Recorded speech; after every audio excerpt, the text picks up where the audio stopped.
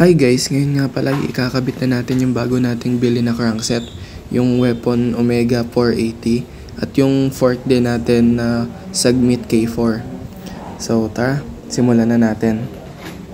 Bali, ang una nga pala natin gagawin is tatanggalin ko tong kadena. Kaya dito sinahanap ko yung missing link. At itong pusa ko namang si Shadow ay nakikigulo. Babalik-balik siya dyan eh.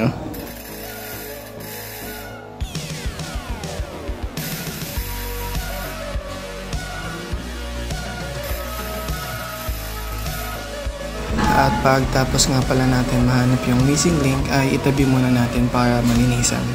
Hindi ko na napakita yung video kasi alam nyo naman na paano manlinis. So tatanggalin na natin yung crank. Doon muna tayo sa drive side, tsaka tinanggalan din natin sa kaliwa. Sunod naman na tatanggalin natin is itong bottom bracket. Medyo nahirapan pa ako dito magtanggal kasi nasa taas yung bike stand ko. Kinuha ko naman na. So yan, pagtapos ko nga palang tanggalin, grabe yung tumutulo yung dumi. Kakalinis ko lang yan nung nakaraan eh, pero madumi agad dahil siguro nabasa tapos hindi ko na-reapply ng grasa. So bago natin ilagay yung bagong bottom bracket na pang hollow tech, syempre kailangan muna nating linisan. So ginamitan ko muna pala siya ng pang brush, and then tissue yung natin kasi hindi ko yan pwedeng basahin at nandiyan ako sa loob. Anong oras na din kasi yan. So pinunas-punasan ko lang. At pagtapos natin malinisan ay nag-reapply lang ako ng grasa for waterproofing na din at iwas kalawang. Yan. Tapos sa part nga pala na to ay di ko na napakita yung paglalagay ko. Bali nilagyan ko lang din ng grasa yung bottom bracket at kinabit ko na. Dito ay ina-adjust ko lang yung tamang higpit niya. Ayan. Tapos dito naman sa part na to makikita nyo yung ganyan ikot. Mamaya sa dulo ng video may rason yun kung bakit ganyan lang yung ikot niya. At dito naman tatanggalin namin yung pedal. May 20 minutes ko din natanggalin kasi medyo mahigpit na. So pagtapos nga palang tanggalin is nire-apply ko lang yung grasa diyan sa may dulo ng pedal ng sunod na linis ay madali na lang siya matanggal. Oo nga pala guys, binilan ko nga pala ng accessories yung crankset ko. Bali nilagyan ko lang nung Halotech dust cover, yun sa may gitna. And then nilagyan ko lang ng boots para doon sa crank ng hindi magasgasan kapag tinatanggal yung pedal at pag napasaya din sa baba in case. So dito double check ko lang yung higpit niya kung goods na. At pagtapos ko maikabit yung crankset, dinamay ko na din tong sa may pulley ko. Nilinisan ko na din, pinunasan ko lang at malinis pa naman. And then dito na tayo sa fork. Kinakabit ko nga lang pala yung adapter nito na pang flat mount to post mount. At ang brand nito ay ZTTO. Sa Shopee ko lang din siya nabili. Buti nga mura na to eh. Nung dati daw napapanood sa YouTube, nasa 600 to 1K ang presyo niyan. Buti mura na siya ngayon.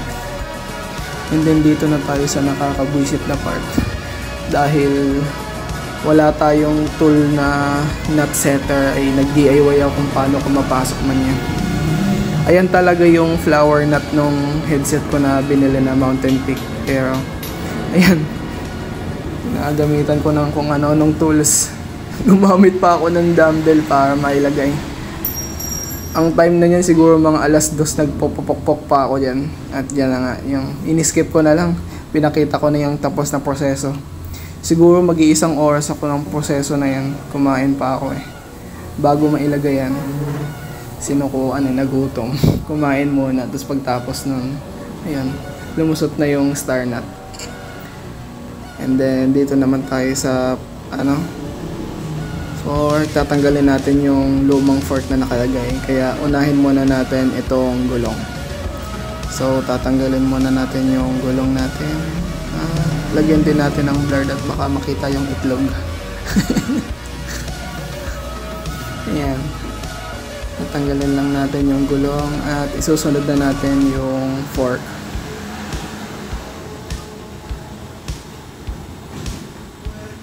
Ilagay ko lang muna siya dyan patungan at sinunod ko nang tanggalin yung ano niya, caliper na preno. So pinotol ko lang yung nakalagay doon na wire kasi nga sasabit siya dun sa ano, sa lagayan ng fork. You know, kung kita niyo yan, nakapapasok kasi dun sa fork yung wire niya, kaya pinutulan ko yung ano. And then sunod naman natin tong drop bar natin. Angat lang natin, tatanggalin. Ayan, tatanggalin na natin yung fork. By the way guys, as of now nag-i-edit ako nito is nabili na nga pala yung fork natin ni Boss Enrico. So satisfied naman siya and ride safe palagi, bossing. Tapos nga palang matanggal yung fork is pinagkumpara ko yung bigat nung Sagmit K4 natin dun sa stock na fork. Grabe, ma-feel mo talaga yung ginaan niya. Kasi yung Sagmit is alloy na yun, tapos itong stock ko ay bakal pa. Kaya may kabigatan. So yun, like. Tinatanggal ko muna yung nakalagay dyan na parang silver na yan at ililipat ko dun sa Sagmit K4 natin.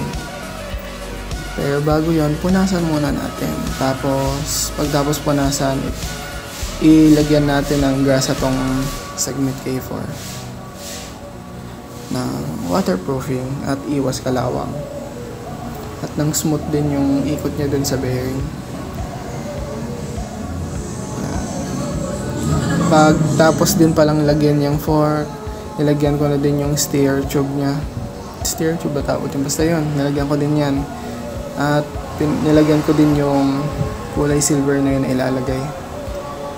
Nilinisan ko din yung sa may lagayan ng headset ng frame para pag nilagyan natin ng bagong grasa, malinis siya, tapos mas smooth yung ikot. So yan, lalagay na po natin yung fork.